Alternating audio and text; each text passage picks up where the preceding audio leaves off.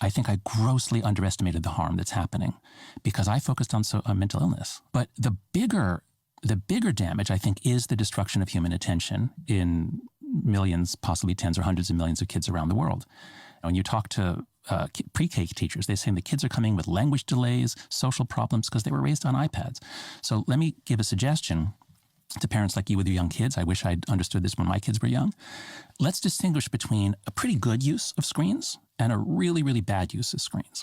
So a pretty good use of screens is to put on a long movie, like 90 minutes, more, a long movie. They're going to pay attention to a long movie about characters in a moral universe. So there's issues of good and bad and norms and betrayal, and it's part of their moral training, their moral formation. And they're watching it with another person. Now, that can be you, ideally, but it's okay if it's a sibling or a friend because it's social. Here's what's really, really bad. iPad time by yourself, because that's exactly the opposite. It's solitary.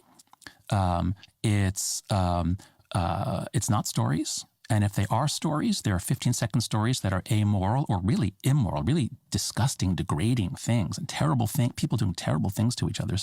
So, and then the other thing that I really want parents to understand is that this is not like TV. TV is a good way of entertainment. TV puts out a story. But a touch screen is a behaviorist training device. A touch screen, you get a stimulus, you make a response, and then you get a reward, which gives you a little bit of dopamine, which makes you want to do it again and again and again. So a touch screen can train your child the way a circus trainer can train an animal. TV isn't like that. So iPad time, iPhone time for your 3, 4, 5-year-old is just not a good thing.